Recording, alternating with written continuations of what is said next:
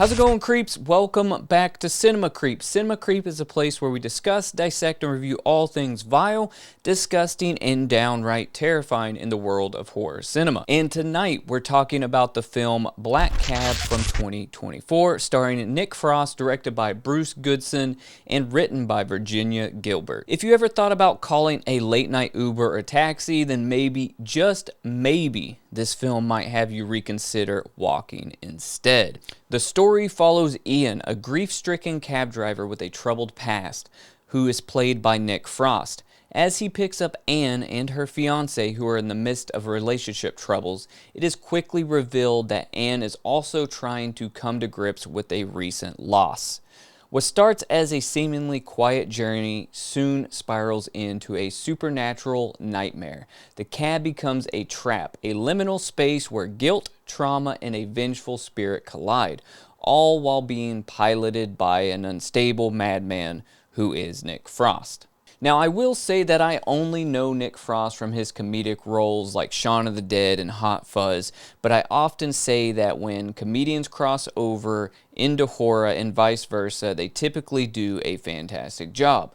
Because at the root of both genres, horror and comedy, it's all about timing. And I believe Nick Frost delivers a good performance here. Frost's character, who I'm not sure is ever named in the film, shows a range of emotions from regret, rage, and sadness as his character is forced to confront his darkest secrets. Genevieve Carlson as Anne does an equally great job in her role, showing true fear and vulnerability throughout the film. The chemistry between Carlson and Frost makes the movie worth the watch, as the two both slowly reveal their secrets and become more and more emotionally unstable. Luke Norris, the guy that plays the fiancé, pretty much just stays passed out the entire film, so I can't really say too much about his acting. But honestly, what a freaking payday. Imagine landing a role and knowing that you just had to pretend to be blacked out for 95% of your performance. Easy money. One of my favorite things about any horror movie is the atmosphere, and sometimes when a movie takes place in a confined place like a car, or in this case a taxi cab, it's hard to deliver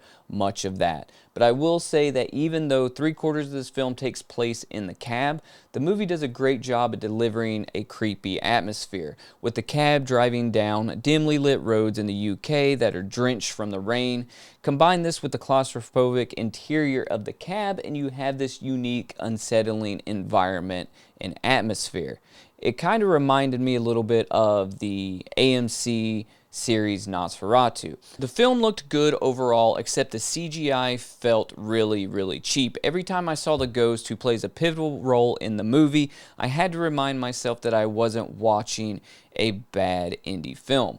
It was just bad. The CGI was really bad, and I can't stress that enough. Like, Ghost Adventure's bad. They want us to die here. Unfortunately, one of the major drawbacks of the film is the overall story. It starts off strong but eventually loses its steam midway through when you find out what's going on. Although the theme of the film is strong as it dives deep into grief, guilt, and the inescapability of the past, the story's pacing is just uneven. And the twists, while intriguing, are somewhat predictable and will sort of leave you rolling your eyes, because this very quickly becomes nothing new. You've seen ghost stories like this time and time again, and you've seen them told better. They almost had it. If they would have just cooked the story a little longer, I feel like we would have had a classic. I think with a little bit better of a story and a whole lot better special effects, this film could have been great. But it just fell short for me, and I'm going to rate it 2.5 out of 5 creeps. It just needed longer in the oven. And that's it. That's my review. Not a whole lot to say on this one.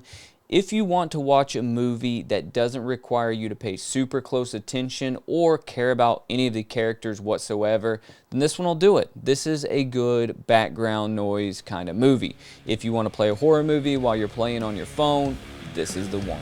With that said, don't forget to let me know how many creeps you would rate Black Cab down in the comments, and let me know while you're down there what your favorite taxi or cab movie is. Also, don't forget to check out the description for cool ways to help support the Cinema Creep channel. Last but not least, do not be a chud and like the video if you liked it, and don't forget to to subscribe so you don't miss any more killer horror content here from Cinema Creep. And that's it. Stay creepy, and I will see you guys on the next one. See ya.